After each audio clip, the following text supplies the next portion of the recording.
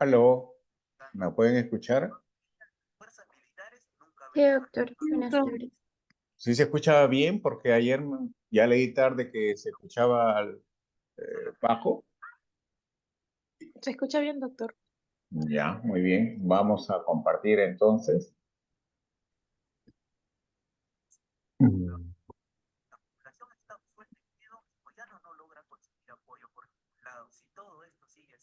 Parece que hay alguien que está hablando, le escucho, no sé si no ha apagado su audífono. Bien.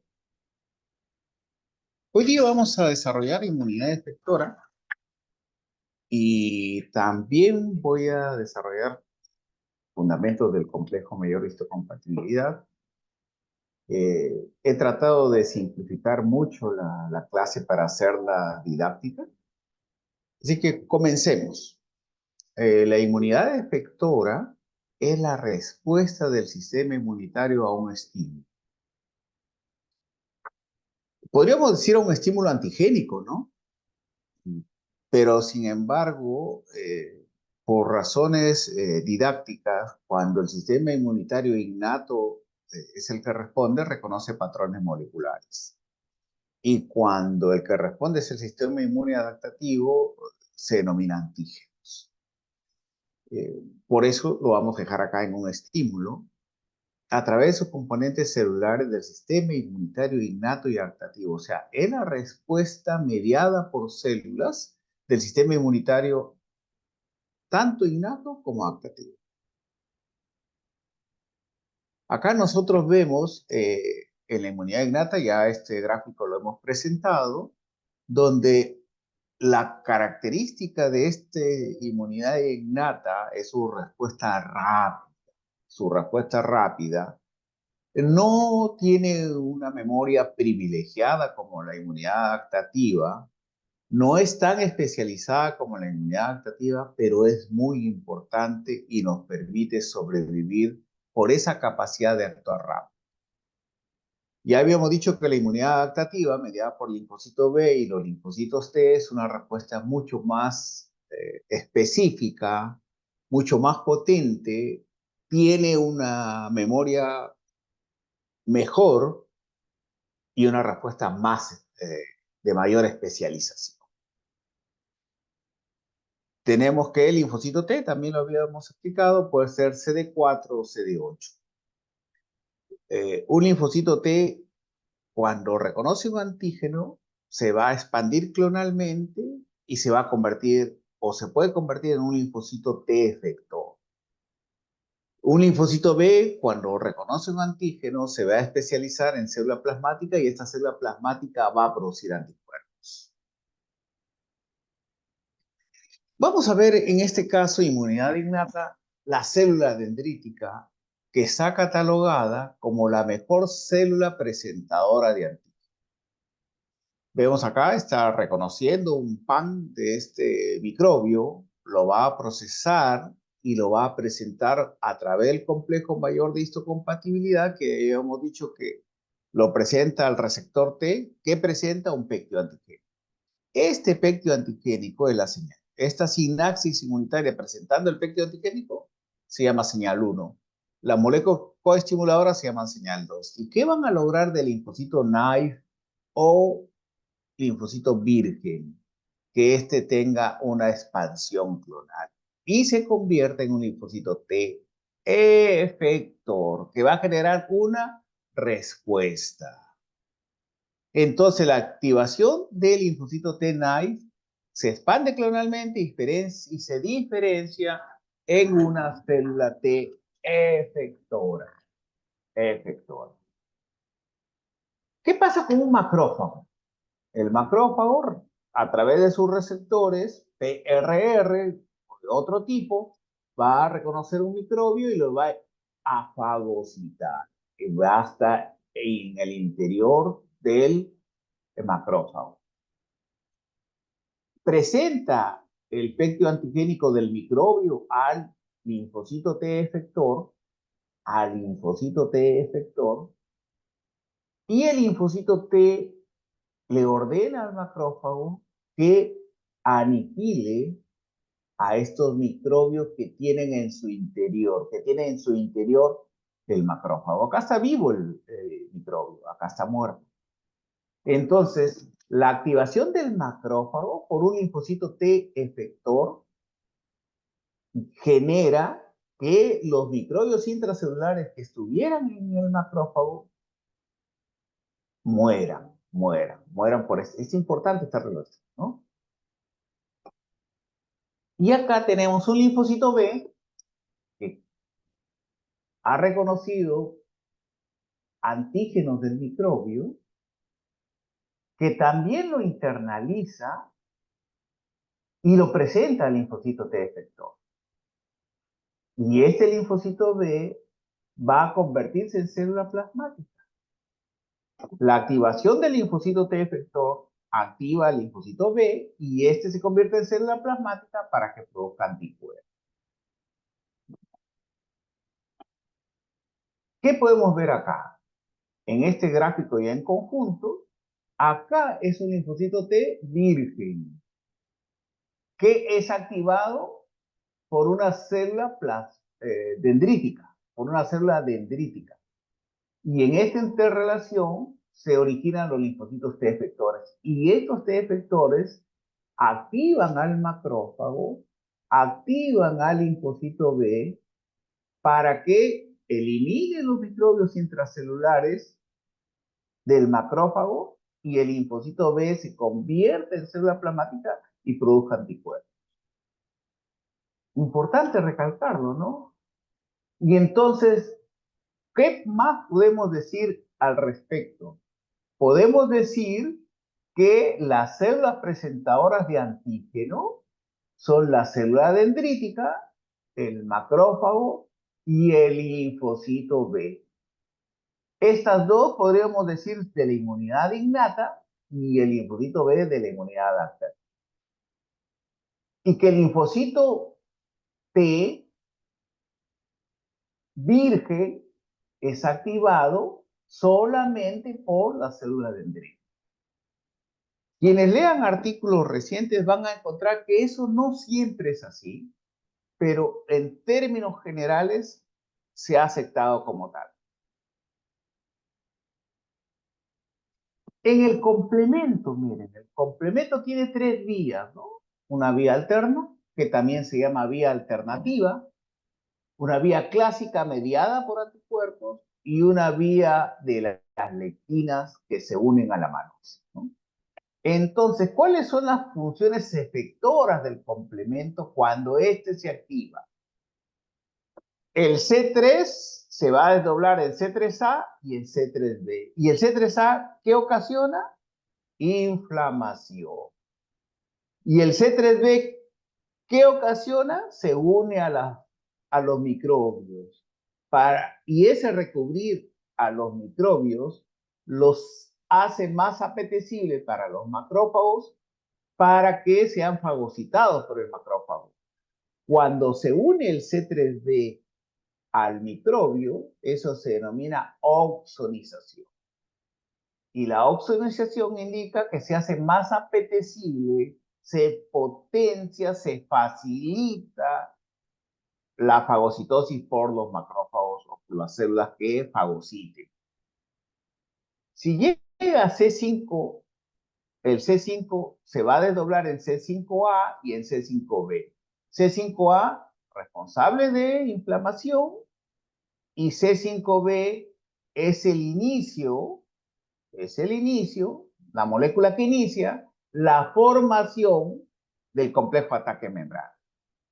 Pero el complejo ataque membrana no solamente es C5B, también es C6, C7, C8, C9.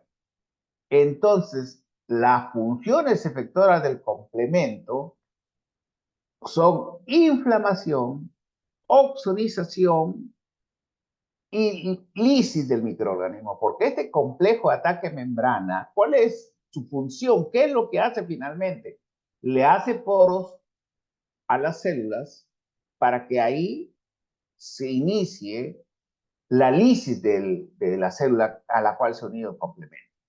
O sea, este complejo ataque membrana tiene funciones líticas, lisis, ahí está la lisis. Fue en unión del C5b, C6, C7, C8, C9. La CNK no la podemos definir como una célula, por eso ahí dice célula CNK.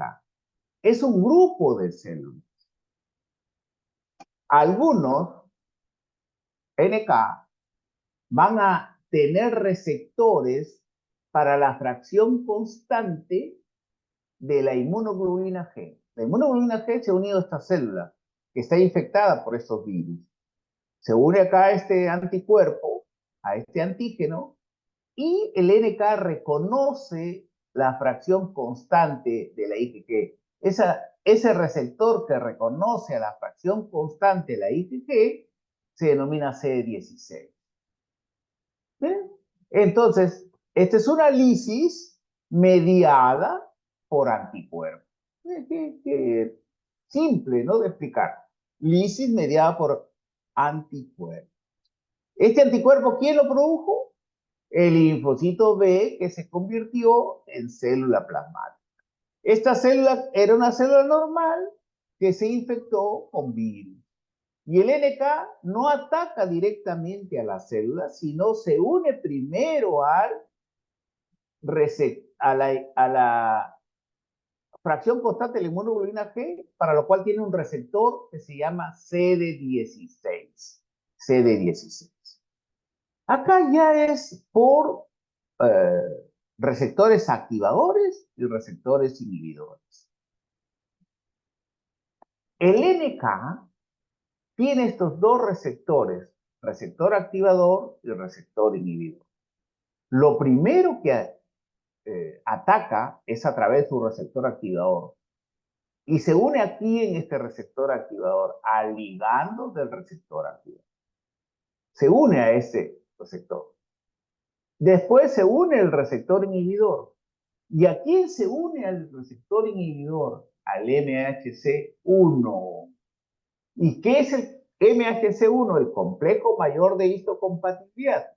¿Y qué es el complejo mayor de histocompatibilidad en el humano? En el humano se denomina HLA1. HLA1. Entonces, al unirse aquí, el receptor, el NK a través de su receptor inhibidor dice, acá hay un MHC de mi propio organismo, de mi propio ser.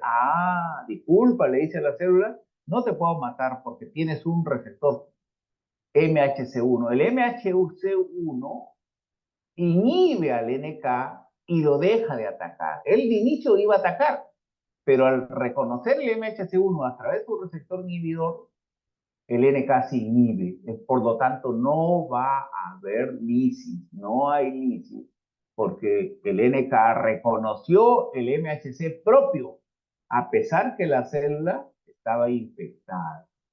A pesar que la célula estaba infectada.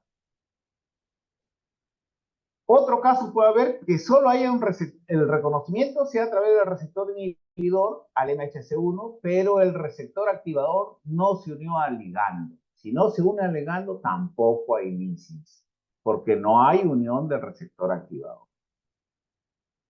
Algunas de estas células infectadas ya no expresan MHC1. Puede ser incluso células cancerosas que ya no expresen MHC1. Solamente expresan el receptor activador. Si expresan receptor activador ligando el receptor activador y se une al receptor activador del NK, vuelvo a repetir, ligando del receptor activador con el receptor activador del NK y el receptor inhibidor no se une al MHC, va a haber lisis. En términos sencillos, solamente hay lisis a través del receptor activador cuando no participa el MHC1. Si no hay MHC1 acá, no se va a poder unir, por lo tanto, esta célula va a ser atacada por el NK. Muy bien. El NK y células infectadas. Miren, reconoció ese reconocimiento que habíamos mencionado hace que la célula vaya a apoptosis, muera por apoptosis o también muera por citotoxicidad. Apoptosis, recuerden que es una muerte sin inflamación. La citotoxicidad es el ataque de una célula, citocélula, por mecanismos tóxicos, ¿no? Por mecanismos tóxicos. Aquí puede haber inflamación. Veamos ahora este mecanismo NK macrófago con microorganismos fagocitados. Dice, aquí hay un macrófago con microorganismos fagocitados. Va a haber una comunicación, ¿no? Hay varias citocinas que intervienen, pero el macrófago le envía fundamentalmente interleuquina 12 a la célula NK. A la célula NK. En ese mecanismo que le envía el interleuquina 12 del macrófago a la NK le envía interferón gamma.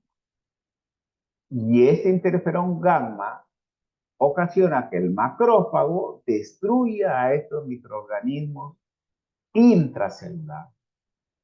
Es importante eliminar los microorganismos intracelulares porque si no se elimina, el macrófago se comporta como un caballo de Troya que lleva en su interior al enemigo vivo. Y si está vivo, está protegiéndolo porque generalmente el sistema inmunitario no ataca a lo propio. Entonces eso es importante, que haya esta unión, que haya este reconocimiento y que haya esta activación para que finalmente el macrófago elimine a los microorganismos que están en su citoplasma, en su interior. Acá vemos un microbio que tiene unidos anticuerpos.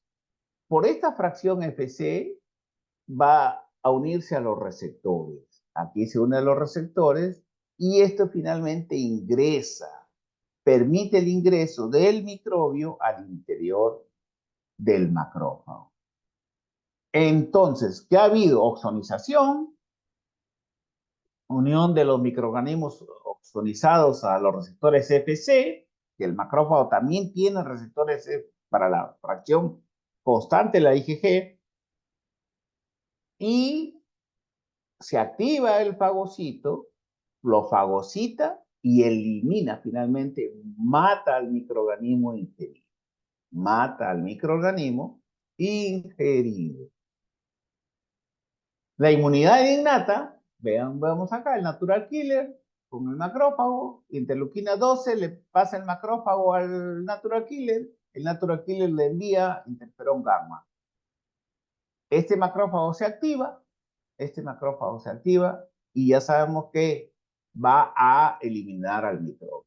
En este contexto, microorganismo que ingresa al macrófago, él envía, ayúdame NK, a través del interleuquina 12 le envía este mensaje.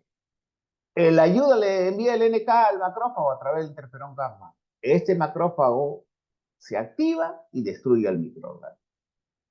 E incluso este macrófago también secreta otras citocinas como el factor necrosis tumoral, como interleuquina 1, como quimioquinas, para que atraiga de los vasos sanguíneos, atraiga a los neutrófilos y también ayuden a fagocitar a ese microorganismo potencialmente patógeno. Potencialmente patógeno. Muy bien.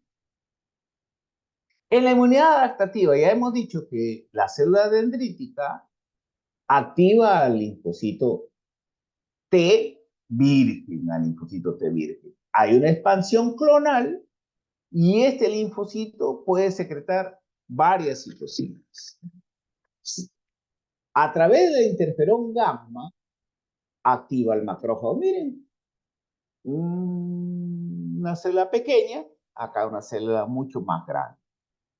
A través de la interleuquina 2, 4 y el interferón gamma, hacen que el linfocito B se convierta en célula plasmática y secrete anticuerpos. Recuerden que aquí estos anticuerpos están unidos a la membrana del linfocito B o célula B. Aquí se llaman inmunoglobulinas de membrana. Se convierte en célula plasmática y produce anticuerpos solubles.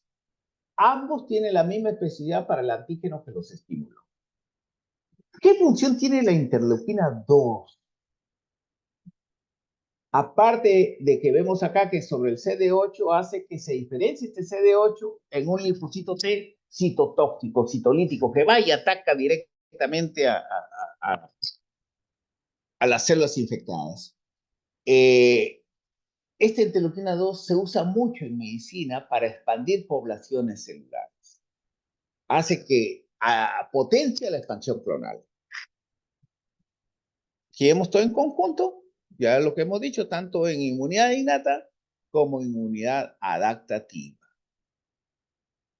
Acá también hemos dividido en dos. Acá. A ver si coloco este. Sí, porque no me deja ver. Acá tenemos la inmunidad humoral. Tenemos inmunidad humoral. Acá tenemos el microorganismo. Acá tenemos el linfocito B. Acá tenemos el anticuerpo secretado como mecanismo efector. Transferencia a través, ya vamos a ver, y las funciones es bloquear y eliminar microorganismos extracelulares. Vamos a ver. Vamos el otro. Uy, de nuevo. Cuando hago eso de mover ahí, se me... Ah, bueno, acá. Y acá tenemos la inmunidad por células. Por linfocito B se llama respuesta humoral. Mediada por células por linfocitos T celular, pero también hay una respuesta inmunitaria mediada por el macrófago. Esto es inmunidad innata. Los microorganismos fagocitados por el macrófago, viene el T helper, hay una señal 1, señal 2 y señal 3 a través de citocinas. Recuerden que acá liberó citocinas que vienen al receptor del macrófago y se activan macrófagos para eliminar microorganismos. Acá hay un organismo intracelular, una célula cualquiera, al cual tiene en su interior virus o otros microorganismos. Viene el linfocito T citotóxico y la elimina, la mata. Función efectora, matar células infectadas y eliminar los reservorios de infección. Aquí ya tenemos todo este mecanismo, ¿no? Microorganismo ingresa al macrófago, microorganismo ingresa a otras células, responde el linfocito B, responde el linfocito T helper, responde el linfocito T citotóxico. ¿Cuál es el mecanismo efector? Este linfocito B va a secretar anticuerpos. Este linfocito T se une al macrófago y lo activa para que elimine los microbios que acá están vivos y acá están muertos. Y el linfocito T citotóxico se une directamente a la célula infectada y la elimina. Entonces, ¿qué función ha habido acá? Bloquear las infecciones, eliminar los microorganismos extracelulares. Lo ven acá afuera de la célula. Acá activar macrófagos y eliminar microorganismos fagocitados. Aquí están fagocitados y aquí están eliminados. Matar células infectadas y eliminar el reservorio de infección por este T citotóxico. Citotóxico. Habíamos dicho que en 1986 Mossman y Coleman describieron las células TH1 y TH2. Vamos a ver TH1. TH1 se une a la célula presentadora de antígenos y hay una primera señal, una segunda señal, CD40, CD40 ligando, liberación por parte del linfocito T de interferón gamma y activa el macrófago para que mueran los microbios. Sobre el linfocito B, actúa el interferón gamma, unión de complemento y anticuerpos oxonizantes, y aquí el macrófago oxoniza y fagocita. Oxoniza y fagocita. ¿Qué hace en la unión con el linfocito? Secreta anticuerpos. Los anticuerpos se unen al microbio. El microbio más anticuerpos son captados por el macrófago.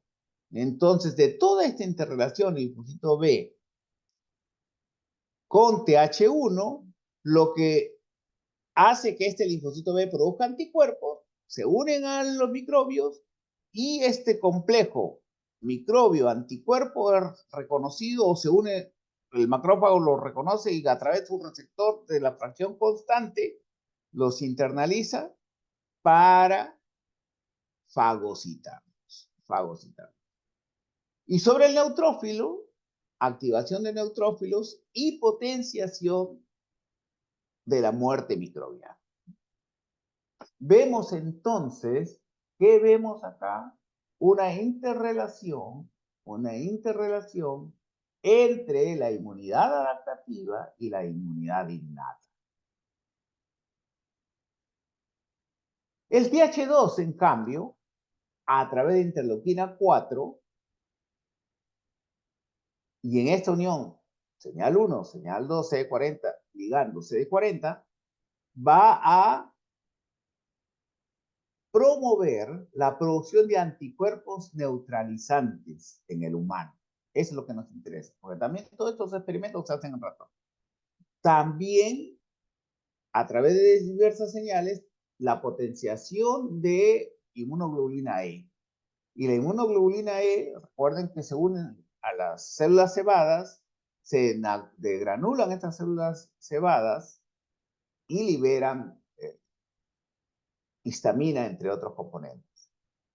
Con interleuquina 10 e interleuquina 4, este macrófago activado se suprime. Miren, acá en lugar de potenciar la muerte de estos microbios, si el estímulo ha sido con interleuquina 10 e interleuquina 4, más bien se suprime la activación del macrófago activado, o se suprime el macrófago activado y ya no hay destrucción del microbio. Si es a través de interleuquina 5, el eosinófilo tiene una capacidad antihelmíntica, antiparasitaria. Entonces vamos viendo que el sistema inmunitario es complejo, que algunas veces activa muy bien y otras veces, si activa, no necesariamente va a haber un evento favorable a la eliminación de microbios. Vamos con los anticuerpos. Miren, este anticuerpo tiene dos cadenas pesadas que estoy señalando acá, dos cadenas ligeras. Esta parte roja es la que se une a los epítopes de los antígenos. Y la fracción constante es esta. Esta fracción no se une a antígenos. La fracción que se une a los antígenos es esta roja, que se llama FAB, por sus siglas en inglés. Fracción de unión al antígeno. Unión, recuerden en inglés, binding, se escribe en castellano binding, si quieren pronúncialo diferente, pero yo le denomino FUA, fracción de unión al antígeno. Se une a la fracción AB. Muy bien, ya se unió ahí a los antígenos. Y el macrófago tiene receptores para la fracción constante. Miren, se une al receptor de la fracción constante de la célula por su fracción FC. La fracción FC, vuelvo a explicarlo de nuevo. Ahí está el anticuerpo. A través de su fracción AB se une al antígeno. Aquí ya se unió al antígeno. Fraction, antigen, binding. Entonces, aquí ya se unió al antígeno. Aquí la fracción FC es reconocido por el macrófago. ¿Y qué estamos potenciando aquí? La fagocitosis.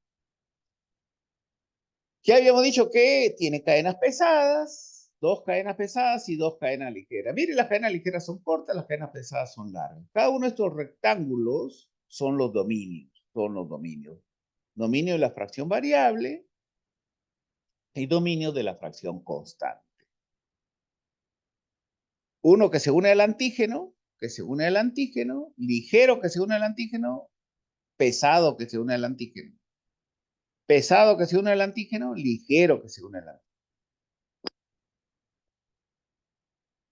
Entonces, estas fracciones que se unen al antígeno son las fracciones variables. B de variable, ligero, light, en BL. Acá será de la cadena pesada. Variable, pesado, heavy. H en inglés. Entonces, y estos morados son las constantes. Constante 1 de la ligera, constante 1 de la pesada, constante 1 de la pesada, constante 2 de la pesada, constante 3 de la pesada. Entonces, esta es la estructura básica de una inmunoglobulina. Algunas veces tienen más dominios. Acá estamos con 3 dominios constantes y un dominio variable. Miren acá, IgG 1, 2, 3 constantes, una variable. IgM 1, 2, 3, 4 constantes y una variable. IgD 1, 2, 3 constantes y una variable. IgE 1, 2, 3, 4 constantes y una variable. IgA 1, 2, 3 constantes y una variable. Entonces, IgM, acuérdense, M, 4 constantes. G y G, D y A, 3 constantes. M y E son 4. Recuerden que la IgM es pentamérica. Se une a través de la cadena J, se une 5 fracciones. O sea, ¿a cuántos epítopes se puede unir la IgM? A 10, porque es pentamérica. La A en las mucosas es dimérica, o sea, 4 epítopes. 2 aquí, 4. Aquí es 1, 2, 3 y 4. 1, 2, 3 y 4. En M, 1, 2, 3, 4, 5, 6, 7, 8, 9 y 10. Vamos a ver la función de neutralizar. Los anticuerpos del linfocito B liberan anticuerpos que se unen al microbio y este microbio ya no puede ingresar a las células. Tanto se une a microbios como a toxinas. Entonces neutraliza al microbio o neutraliza la toxina. Estos anticuerpos se denominan anticuerpos neutralizantes por esa función que realizan. Se unen a microbios para potenciar la fagocitosis por oxonización. Oxonizan a los microbios y estos son fagocitados. Se unen a células, también estos anticuerpos se unen a células y la CNK tienen receptores para la fracción constante y vienen y matan a esa célula. Citotoxicidad celular dependiente de anticuerpos. Activan al complemento. Recuerden que la vía clásica del complemento llega hasta el complejo ataque membrana. Entonces comienza en C1Q, pero llega hasta C5, C6, C7, C8, C9 y van a lisar microbios. Lisan microbios o lisan células. Esta actividad se llama citotoxicidad. En este caso es citotoxicidad celular dependiente de anticuerpos y acá es lisis de microorganismos. A ver, vamos a ver que me están llamando.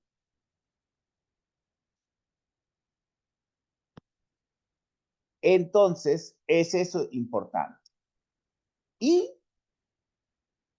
también el complemento, así como el anticuerpo oxoniza, también las moléculas del complemento oxonizan para potenciar la fagocitosis. Quiere decir que el macrófago tiene receptores para moléculas del complemento que facilitan la fagocitosis. Entonces, ¿quiénes oxonizan? Tanto los anticuerpos como fracciones del complemento. Por ejemplo, acá, C3b. Y también median para la inflamación. Son mediadores de la inflamación. Acá vemos un neutrófilo que partículas del complemento han facilitado o han promovido inflamación.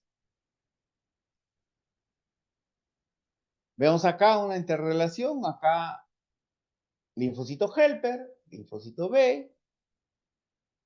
Acá el linfocito B tiene en su membrana IgM. IgM, inmunoglobulina de membrana. Recuerden que un linfocito B maduro tiene IgM e IgD. La inmunoglobulina D. Entonces, estos son receptores. Acá, este linfocito, que lo vemos aquí, se ha trasladado acá, se activa a través del linfocito T helper, que le envía citocinas para que se active, para que cumpla ciertas funciones. Interferón gamma, para que produzca IgG. Interleuquina 4, IgE. Algunas moléculas como citocinas April, BAF, factor de crecimiento transformante beta y otras, para los linfocitos fundamentalmente en mucosas, los linfocitos B en mucosas, se conviertan en células plasmáticas y produzcan inmunoglobulina A dimérica. Pero si no interviene el linfocito T, este linfocito B IgM positivo va a producir solo IgM. Y esa IgM tiene como principal función activar la vía clásica del complemento. Si fue por interferón gamma, se produjo IgG, respuesta del fagocito dependiente de receptores FC, activación del complemento, inmunidad neonatal, todas estas funciones adicionales que puede tener la IgG. La IgE, inmunidad contra el mintos, la degranulación de los mastocitos o células cebadas, los mecanismos relacionados a alergias, etcétera, etcétera. Y la inmunoglobulina A, ya habíamos dicho en la clase anterior, la inmunoglobulina de mayor concentración en nuestro organismo, importante, la más importante en la defensa de las mucosas, Entonces acá tenemos el linfocito B con microorganismos, se convierte en célula plasmática, produce anticuerpos. Ya habíamos dicho que todos los anticuerpos que se inician son IgM. Pueden ir ahí. Después pueden convertir, haber cambio de isotipo a IgG o IgA, a IgG e incluso a IgE. Entonces, dependiendo de hacia dónde va a ir la producción de esas inmunoglobulinas, es que va a haber alguna función. Vemos acá neutralización de microorganismos, vemos acá ozonización y fagocitosis de microorganismos, citotoxicidad dependiente de anticuerpos. Miren acá, la NK es la que se une a la fracción constante. Acá es una célula cebada que va a degranular. Acá activa el complemento y va a release de microorganismos, etc. La IgE también es el principal mecanismo, sobre todo en las alergias y las atopias, e incluso está involucrada en el shock anafiláctico. La célula dendrítica que activa el linfocito T, el T, para eso requiere, ya habíamos dicho, señal 1 y señal 2. Señal 1 mediada por el MHC, señal 2 por las moléculas coestimuladoras. Va a haber una expansión. Pero va a haber una expansión de un linfocito indiferenciado. ¿En qué me voy a convertir? Se preguntará el linfocito. ¿En TH1? ¿En TH2? ¿En TH17? ¿En T regulador? ¿En T folicular? Carambas, hay varias posibilidades. Por eso dijimos que ya no hay polaridad, ¿no es cierto? Porque la polaridad era solamente cuando se había descrito TH1 y TH2. Pero acá ya vamos viendo otras poblaciones. Entonces, la función del TH1, inmunidad frente a microorganismos intracelulares y virus. TH17, bacterias y hongos. TH2, inmunidad frente al mintos y mecanismos relacionados a la alergia. TH folicular, la interrelación T con B para potenciar respuesta inmunitaria. Y T para regular la respuesta inmunitaria. Entonces vamos viendo que hay un cortejo grande de posibilidades.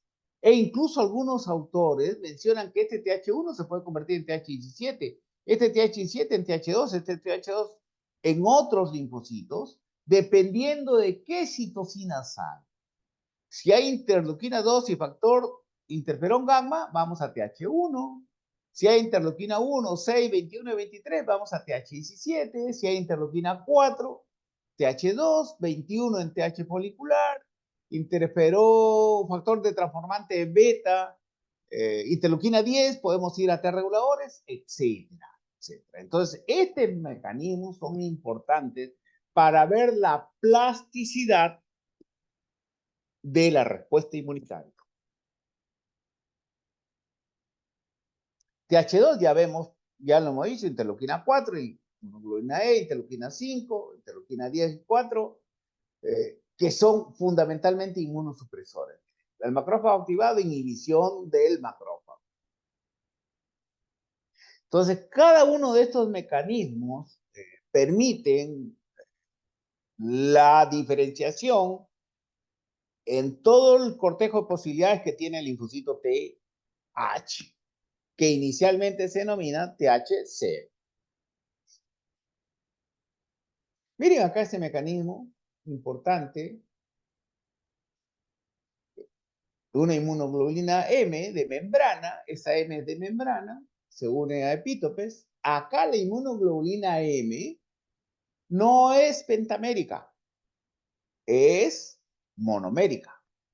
Y acá también hay CD21, C receptor del complemento 2, que también se une y que también potencia la activación del linfocito B, del linfocito B. Esto creo que ya lo hemos explicado. Cuando vamos viendo las diferentes funciones, ¿no? De la IgG, oxonización de antígenos para que sean fagocitados por macrófagos y neutrófilos. Recuerden que los neutrófilos antiguamente se llamaban micrófagos. También la IgG, activación del complemento por vía clásica, citotoxicidad celular dependiente de complemento que activa a la CNK y a los macrófagos, inmunidad neonatal porque atraviesan la barrera placentaria y también en el intestino del lactante, la inmunoglobulina B, activación del complemento por vía clásica, son los más potentes activadores del complemento, más que un IgG. En los linfocitos B vírgenes actúa como receptor de antígeno. La IgA, importante en la inmunidad de mucosas. La IgE, recuerden que citotoxicidad celular dependiente de anticuerpos con ayuda de eosinófilos, de granulación de mastocitos, hipersensibilidades y alergias. IgD, también el receptor de antígeno en los linfocitos B vírgenes. Entonces tenemos dos receptores para los linfocitos B vírgenes, la inmunoglobulina M, pero monomérica, no pentamérica, y la IgD. ¿Cuándo se define un linfocito B maduro? Cuando tiene como inmunoglobulina de membrana IgM e IgD. Vamos a ver neutralización de microorganismos y toxinas mediadas por anticuerpos. Ya lo hemos explicado esto, pero lo vamos a remarcar. Si no hay anticuerpos, viene el microbio, se une al receptor celular e infecta las células. Infecta e incluso muere esta célula.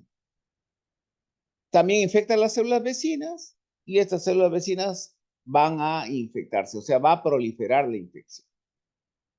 Si hay anticuerpos, viene el microorganismo o viene la toxina y antes que se una al receptor es capturada. Entonces ya al ser capturada es bloqueada y ya no puede unirse al receptor, ya no pueden haber estos mecanismos, ya no puede infectar célula. A esa capacidad de impedir la unión del microorganismo o de una toxina a su receptor, a receptores en la célula, se llama neutralización. Acá tenemos microorganismos se liberan de la célula infectada e infectan nuevas, ya hemos dicho, cuando no hay anticuerpos. Cuando hay anticuerpos, los anticuerpos bloqueadores bloquean la infección de las células vecinas, Acá ya lo tenemos en completo. microorganismos, acá se despacha a su gusto porque no hay anticuerpos. Acá cuando hay anticuerpos le bloquea todo esto. Y si fuera toxina, ya no se une al receptor, ya no se muere la célula por la activación de esta toxina en su receptor, es impedida por un anticuerpo que se una al receptor y por lo tanto bloquean la acción de la toxina. ¿Qué enfermedades son importantes en toxinas? El tétano, la toxina antitetánica, el vibrio cólera, que nos dio hace unos años, ya como cerca de 40 años, tuvimos una pandemia en nuestro país. 30, 40 años más o menos que tuvimos una pandemia donde había unas diarreas masivas, incluso poníamos 24 litros por día, incluso hasta más de soluciones rehidratantes.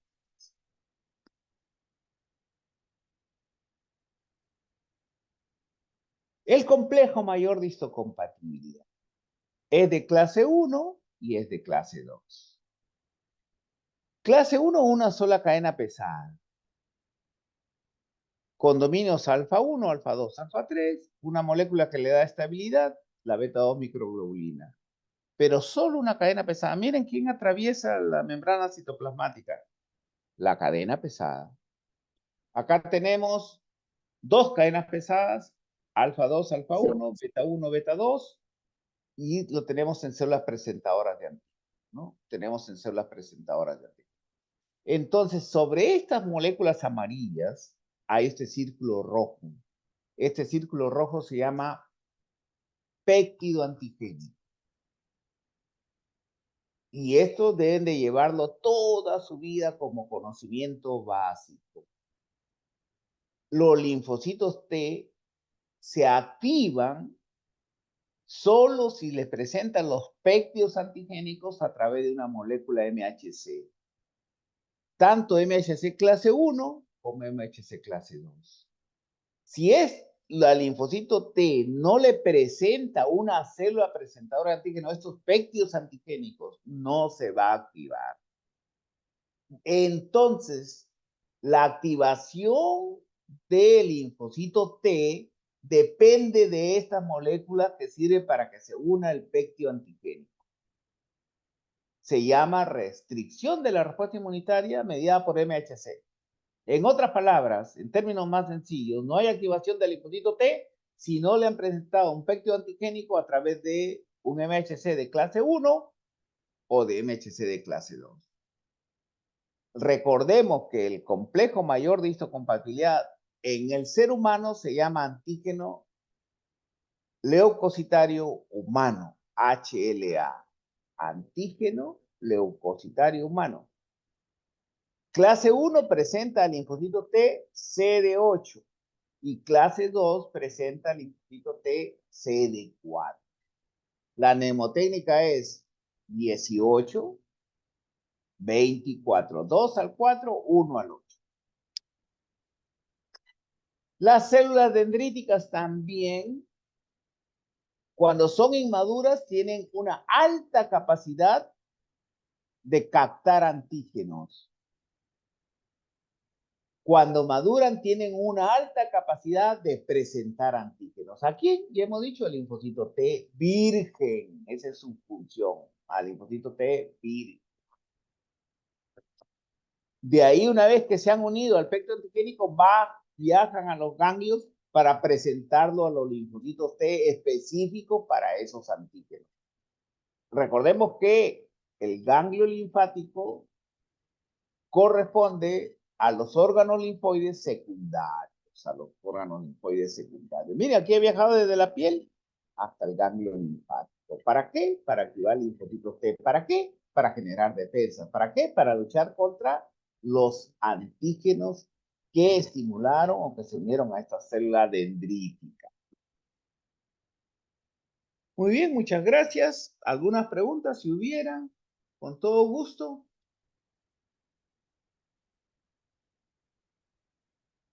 ¿Preguntas? ¿No hay preguntas?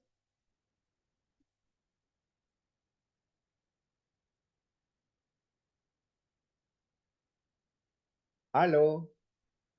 Todo claro, doctor. Gracias. Bien, vamos a dejar de compartir eso y vamos a avanzar con la clase de MHC, ya que no hay preguntas, eh, para, para ya tener eh, mucho avance. Un ratito, déjeme que voy a dejar de compartir para poner la nueva clase. Stop share.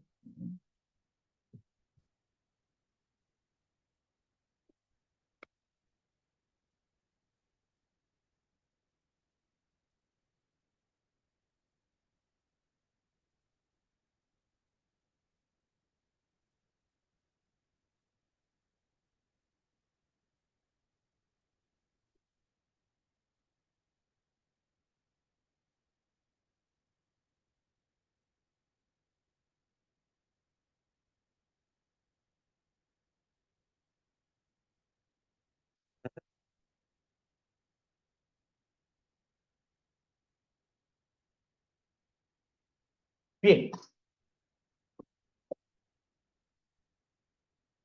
bueno, yo tengo el gusto de trabajar en el área más especializada en histocompatibilidad en el Perú.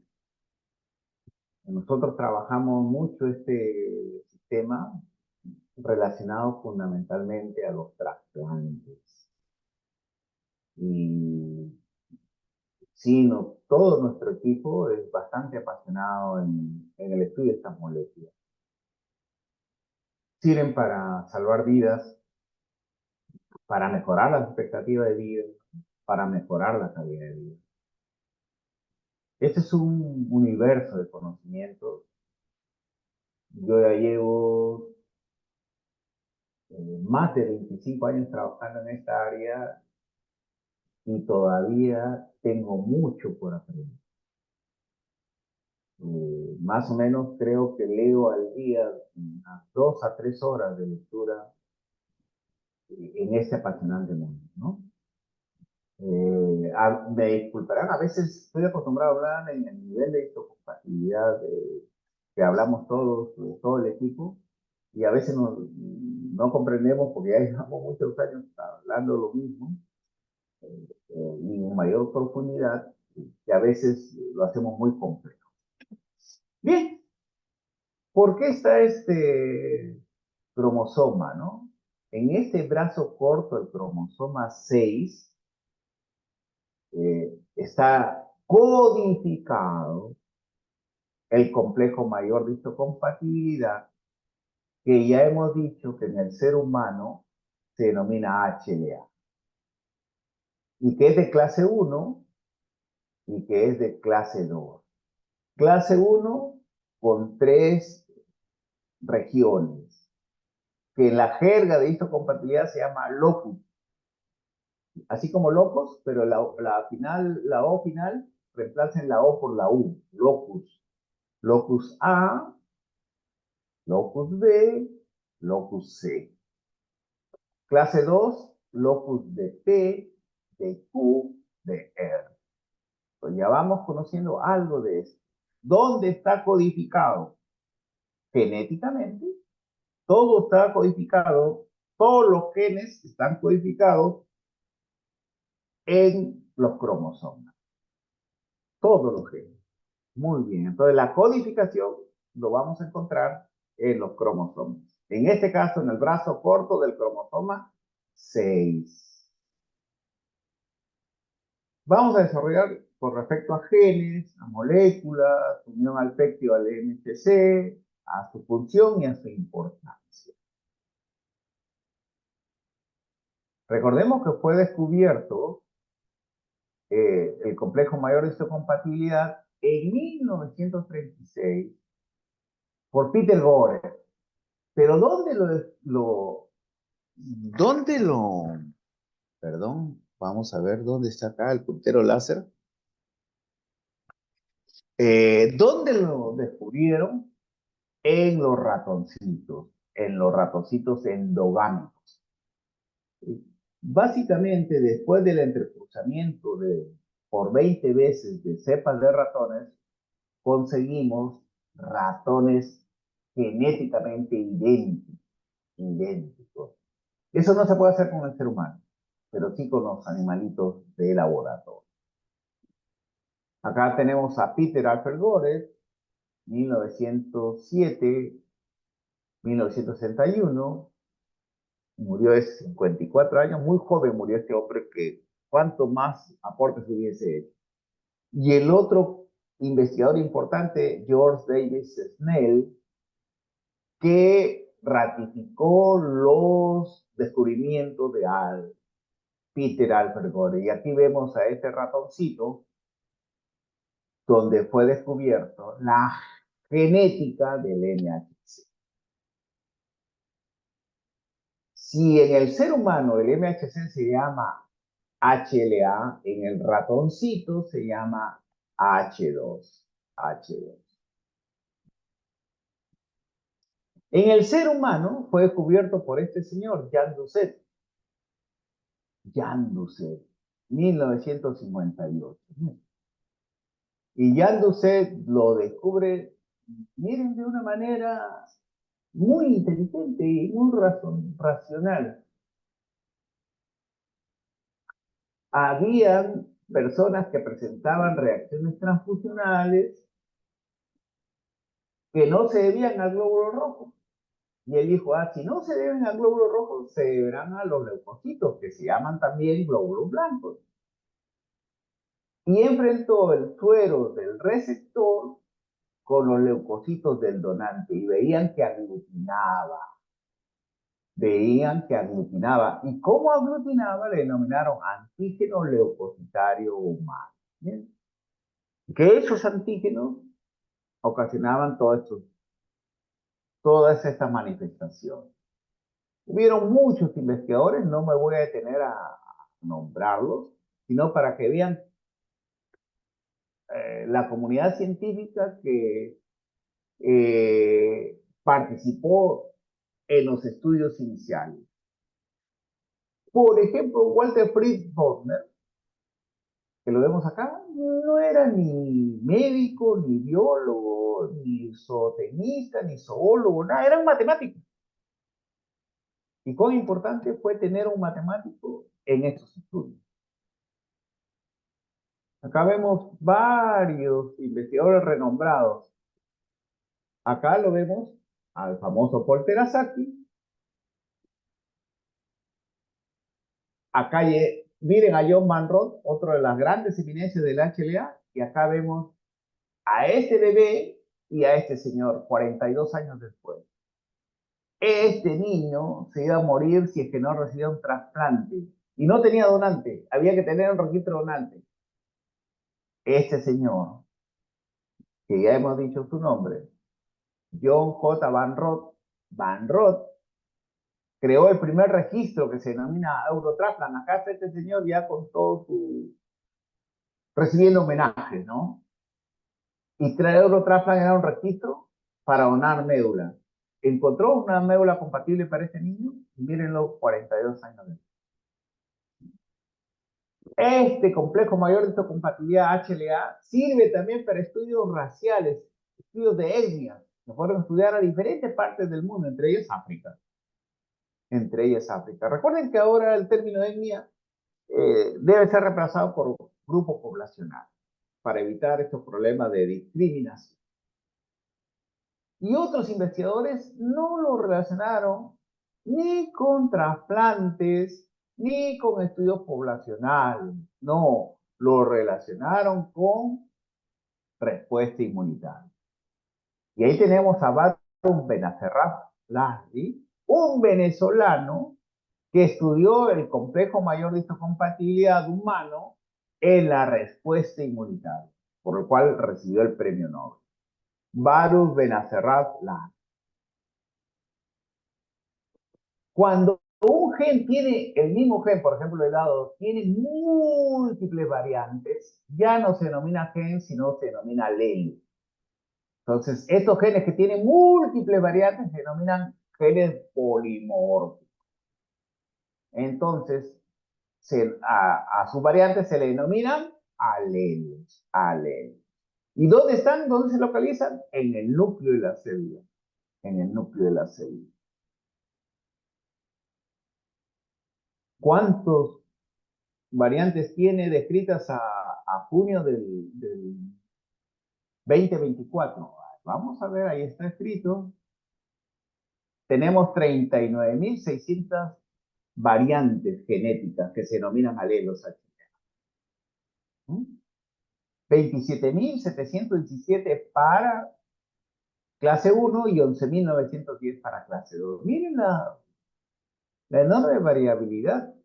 La pregunta básica sería, ¿cuántos genes tenemos nosotros? Nosotros tenemos en promedio 25.000 genes para todo nuestro organismo. Y solo aquí, en el sistema HLA, entre las diferentes poblaciones, hay descritos cerca de 40.000 genes. Por eso es importante ver, no en una sola persona, cada persona no tiene, generalmente nosotros ya vamos a ver cuántos genes podrían tener. Si nosotros vemos que aquí para A hay 2 genes, para B 2, aquí serían 2, 4, 6, para cada uno de estos 4, 12 más 6, 18. Pero la diferencia entre persona y persona es amplísima. Miren, este número grandote de variantes que tienen estos alelos HLA. No tengo ánimo de, tampoco quiero que se lo memoricen, pero esas son las variables de locus A, de locus B, de locus C, de los locus de P, de Q, de R, de Q y de P. Todas estas variables, ¿no? Solamente los pongo ahí como un conocimiento agregado. Y su localización desde el centrómetro hasta el telómero, ¿no? Para ver que es bastante complejo, no tengo ánimo que se lo memoricen, pero en cada rectángulo está el de P, el de Q, el C, el B, el A. Acá tenemos de P, de Q, de R, este de R beta, de R alfa, B, C y finalmente A.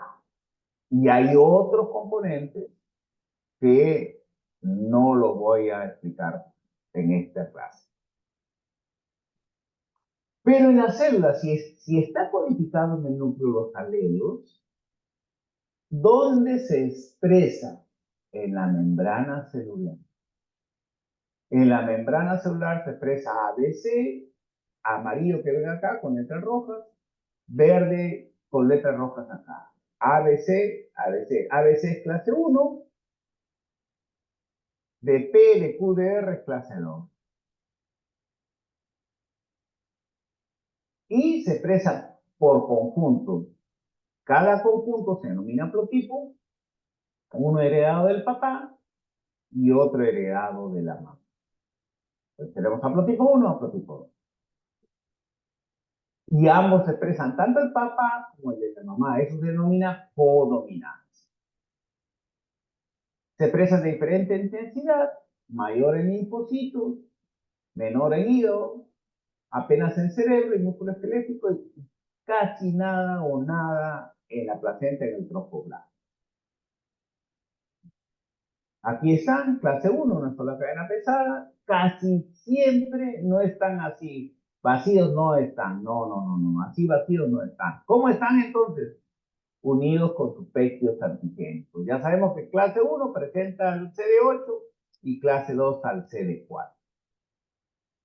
Vamos a ver, todos los MHC se localizan en el retículo endoplásico. Acá está el retículo endoplásico, acá tenemos MHC1, MHC2, este es el núcleo de la célula y este es el citoplasma. Y esta es la membrana celular. Si el péptido, el antígeno, está en el citoplasma, ingresa a esta organela que se llama proteosoma y lo degrada. Y acaba de ingresar entonces al MHC. Hay una sola cadena pesada, MHC clase 1. Ahí el MHC clase 1 que se ha unido con su péptido unido, viajan a través del Golgi, ¿a dónde? A la membrana celular. Ya acá está el péptido antigénico unido para ser presentado ya en la membrana celular. ¿A quién? ¿A quién voy a presentar este péptido antigénico? Para que genere respuesta inmunitaria específica al linfocito TSD8. Entonces, ¿cuál es la característica acá? Que ya el péptido antigénico está dentro del citoplasma. No está fuera de la célula, está dentro del citoplasma. Por eso se llama péptido endógeno. ¿Y qué pasa con los péptidos exógenos? Ingresan de afuera hacia adentro de las células. Acá ya lo vemos unidos, internalizados. Y acá vemos el MHC de clase 2. El MHC de clase 2, el cual va a viajar para unirse con estos péptidos antigénicos. Va viajando, sale, va viajando, y estos ingresan y finalmente se une al MHC de clase 2. Este viaja también y se localiza en la membrana celular. ¿Para qué? Para ser presentado al CD4. Entonces hay una vía exógena de antígenos exógenos y hay una vía de antígenos endógenos. La tenemos, a la vía exógena se llama endotípica y a la vía endógena se llama biosintética también, ¿no? Entonces ven acá cómo ocurre toda esta unión. Todo lo que les he explicado anteriormente también está graficado. Clase 1, el proteosoma que se une al MHC, este viaja al Golgi y es presentado. Clase 2, viene el antígeno extracelular, se une el fagosoma, fagolisosoma, se une acá con el MHC y viajan también a la superficie celular. Lo mismo que hemos dicho, uno para CD8 y otro para CD. Sin embargo, esto es mucho más complejo. Hay también un mecanismo de sección que se llama presentación cruzada, que si alguien quiere que le explique esto, yo les puedo explicar, ya me envían a mi WhatsApp, yo con gusto les hago una explicación de esto. Y recuerden que a través de receptores, los celopresentadores activan al linfocito T, al T, ¿no? CD4 o CD8. Hay excepciones por otros mecanismos, por otras moléculas presentadoras, por ejemplo, de lípidos, a través de CD1. Pero eso tampoco lo vamos a tocar en este tema. Tenemos la función del complejo mayor de histocompatibilidad. Ahí tenemos el linfocito T que requiere que le presenten un antígeno para que este linfocito se active. Acá está la célula presentadora que ya captó al antígeno y lo va a presentar a través del MHC. Esta molécula amarilla sería el MHC. Se unen, señal 1, tiene que haber señal 2, coestimuladora, señal 3 a través de liberación de citocinas. Ya les he dicho que la interleuquina 2 hace que este se expanda clonalmente y inicie la respuesta inmunitaria. Bueno, también este MHC de clase 1 impide que el natural killer mate a la célula. Recuerden que este es un asesino natural que va y quiere matar a todo el mundo. ¿A través de quién? De su brazo activador. De su brazo activador, de su receptor activador.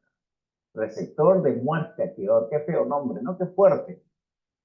Pero cuando el brazo inhibidor reconoce el MHC1, dice, no, disculpe hermano, eres de mi organismo, no te voy a hacer nada, etcétera, etcétera.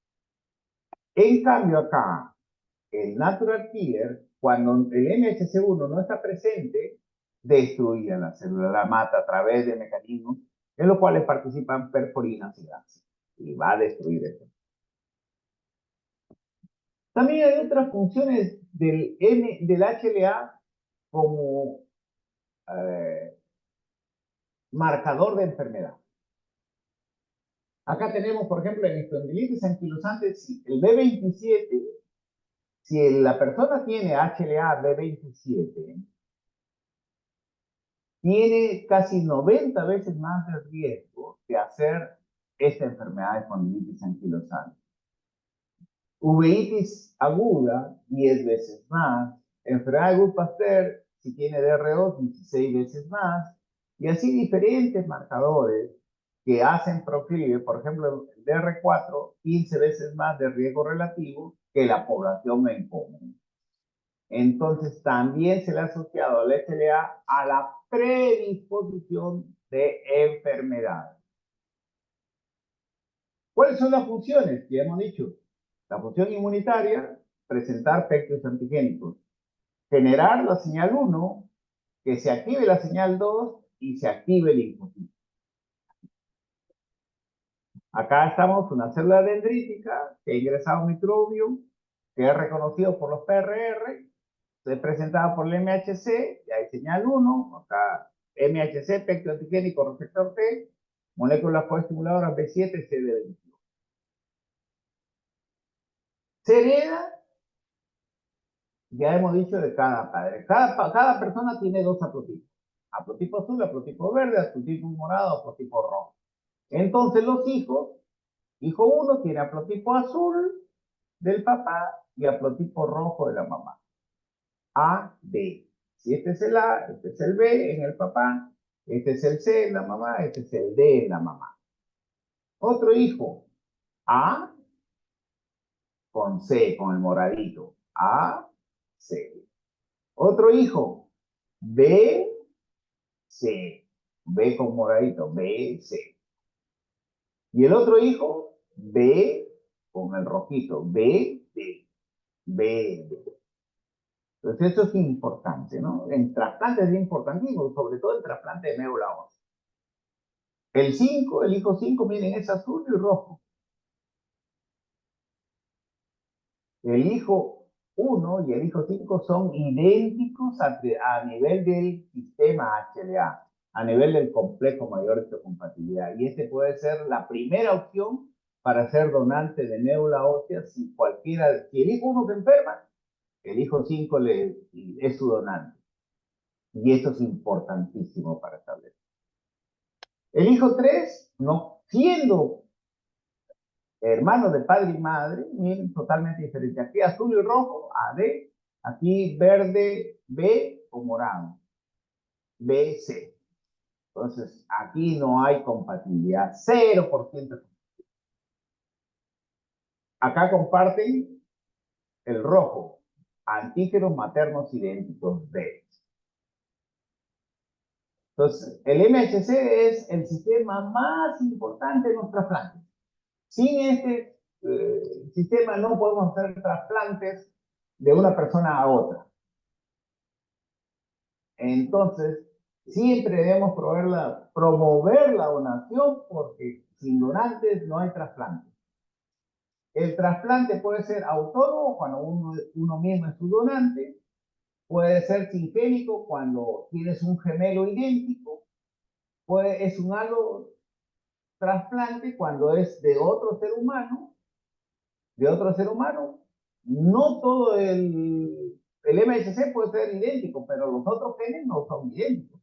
Entonces son seres genéticamente diferentes. Y trasplante con X, cuando el donante es un animalito, Entonces, esto es un trasplante. Se denomina ortotópico cuando se coloca en su mismo lugar anatómico. El trasplante de corazón tiene que ubicarse en su sitio anatómico del corazón. Pero el trasplante de riñón no es en su mismo sitio, ese se llama heterotópico. Puede ser un donante vivo, o puede ser un donante cadavérico. Vivo,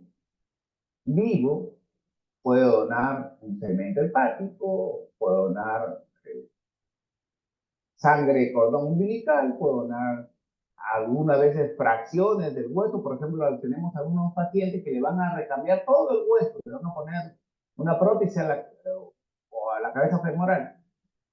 Entonces, esa cabeza no puede ser donada. Puede ser donante de sangre, puede donar un riñón, puede donar un pulmón. Generalmente quienes donan un pulmón son familia, ¿no? Porque es un donante vivo. Rara vez es. En cambio, cadavérico, pulmones, hígado, corazón, piel, órganos y tejidos, córneas también. Hay que aclarar un poquito que acá en el Perú, el donante cadavérico es aquel que tiene muerte cerebral, pero su corazón está latiendo. Entonces, la primera cuestión de cultura médica es que no todas las personas que tienen el corazón latiendo están vivos. Por ejemplo, en un accidente de tránsito, tienen hasta el encéfalo ya destrozado, pero el corazón sigue latiendo. Claro, por poco tiempo, pero ese es el donante que nosotros buscamos, aquel que tiene muerte cerebral, pero su corazón está latiendo. También hay que aclarar que hay donantes a corazón parado, pero son por muy poco tiempo, generalmente menos de una hora, sirven como donantes. En otras palabras, ¿qué les quiero decir? Que un muerto en la morgue, un muerto ya de varias horas, no nos dona ni corazón, ni pulmón, ni hígado, ni nada. No es para eso. Algunas veces puedes donar córneas cuando tiene menos de 6 horas, pero no de órganos. La oración es un acto de amor, un acto altruista. El trasplante que más se requiere es el trasplante de riñón. Y cuando ya no funciona el riñón, la etapa final todos estos pacientes requieren de hemodiálisis. Y todos estos pacientes requieren, para una solución integral y mejorar su calidad de vida, de trasplante de riñón. Necesitamos un riñón para trasplantar. Y no hay donantes. Entonces el donante y el receptor. Entre ellos va a haber una barrera que impide el trasplante. ¿Cuál es el sistema inmunitario del receptor que va a atacar a ese órgano donado porque reconoce los antígenos del órgano donante? Esa es una barrera. A veces, fijemos un poquito más en detalle esas barreras.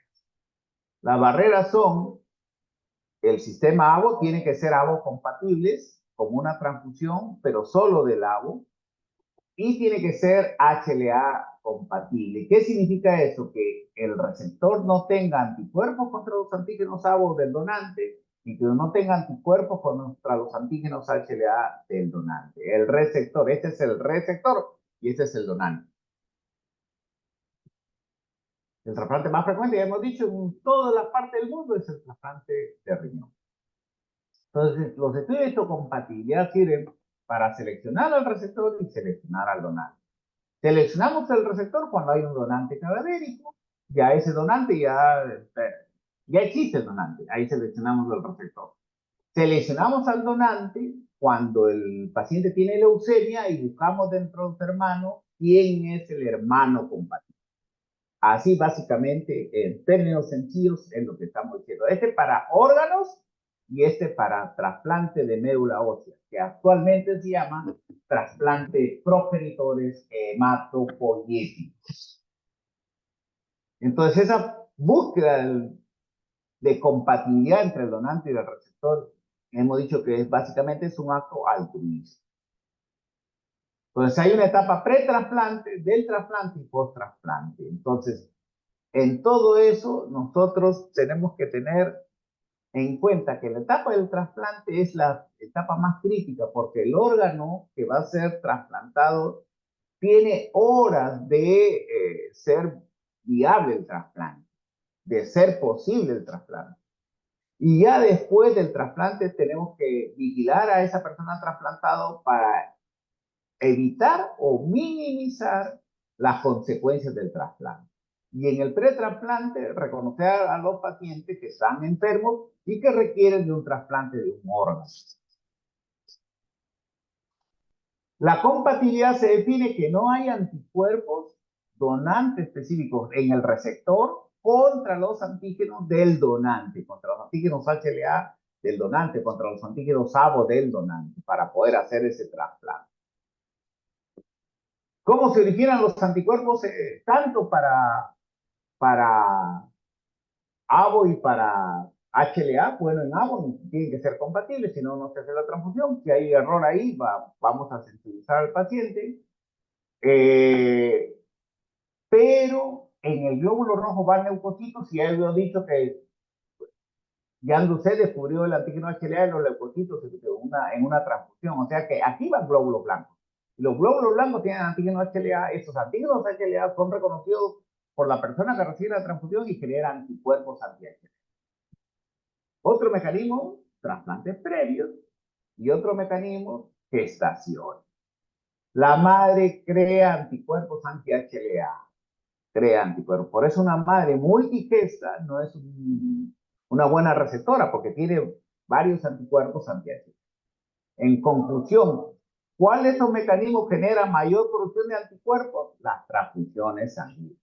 ¿Y quiénes son los responsables de hacer las transfusiones sanguíneas o de indicar las transfusiones sanguíneas? Nosotros los médicos. Por eso solamente debemos usar o prescribir transfusiones realmente necesarias. ¿Cómo se estudian los anticuerpos? Por varias metodologías. Una de ellas es la citotoxicidad dependiente del complemento, que hemos explicado mucho este mecanismo. Tiene una aplicación laboratorial. Y también por herramientas tecnológicas muy poderosas que se llaman métodos de fase sólida, que detectan concentraciones muy pequeñas de sus anticuerpos y que incluso combinan con la citometría de flujo. Acá vemos, acá están los antígenos, acá están los anticuerpos, acá viene el conjugado y eso se emite una señal que se lee en este equipo Lumines. ¿Y cómo se estudian los genes del sistema HLA? Por métodos moleculares, por métodos moleculares. Ya los estudios serológicos por antígeno-anticuerpo que se hacían localizando los antígenos en las membranas celulares ya se han dejado de lado. Ahora se estudian los métodos moleculares. También sirve para determinar en ciertas personas, por ejemplo, las personas que tienen el alelo HLA B5701, generalmente responden o reaccionan con una hipersensibilidad muy intensa a este fármaco, abacavir. Entonces, el estudio del sistema HLA también va con fármacos genómicos, va con fármacos genómicos. Oh, y aquí vemos un ratoncito, un cerdito que va a ser donante en humano a través de mecanismos de terapia génica, a través de mecanismos de terapia génica. Acá vemos que ha donado un corazón. Este corazón de este cerdito tiene que ser un cerdito transgénico, que tenga un corazón con rasgos moleculares humanos. ¿Para qué? Para no ser rechazados. O sea, no son cerditos naturales, son cerditos transgénicos. David Bene recibió el primer trasplante del corazón de cerdo en la historia de la humanidad, 8 de marzo del 2022. Aquí vemos a David Bene en pleno post-trasplante. También hay trasplante de riñón a humanos con varias etapas, 1, 2, 3, 4 y 5. A ver, vamos a ver si podemos. Primer paso, se modifica genéticamente el ADN del cerdo en 10 genes. En 10 genes. Se implanta un embrión con un gen modificado en una cerda sustituta. Miren, un embrión de cerdo editado genéticamente. La cerda da a luz lechones con sistemas inmunológicos modificados y más compatibles con seres humanos. El timo del cerdo, una pequeña glándula, saben que el timo es responsable órgano linfoide central, es unido a los riñones. Y el cirujano coloca el órgano en el ser humano. Además, ¿qué órganos pueden donar los seres humanos? Corazón, piel, riñón, córnea, válvula cardíaca, páncreas, o sea, el cerdo va a ser potencialmente un buen donante, pero hasta ahora no lo es. A ver, se me plantó de nuevo.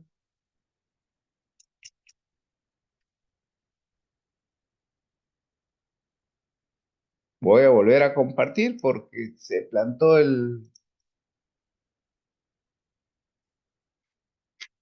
Ah, ya estábamos en el cerdito.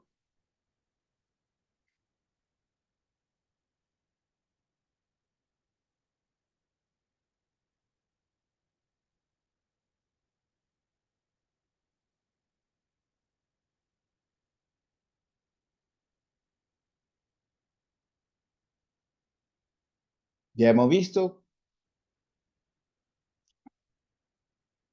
este cerdito donar riñones. Ya se han hecho 3 trasplantes conocidos. Se han hecho mucho más, pero 3 bastante públicos. Todos los receptores han fallecido en aproximadamente 2 meses. Pero el primer trasplante cardíaco de humano a humano vivió menos de 2 meses. Quizás es un camino largo que todavía hay que ir viendo en qué hay que corregir para que estos trasplantes realmente sean viables. Aquí vemos a Rick Salliman, el primer hombre que recibió un riñón de cerdo. Feliz él con toda la familia, con los médicos que lo trasplantaron. Sin embargo, también aproximadamente 2 meses también falleció. Nuestro laboratorio de trasplantes, nuestro equipo de trasplantes, acá tenemos 3 pacientes trasplantados de hígado, nuestros fundadores, el doctor Santos Inostroza, con sus colaboradoras, que han hecho una historia, ¿no? Una historia y la cual se ha esparcido por todo el Perú potenciando los trasplantes. Bien, muchas gracias.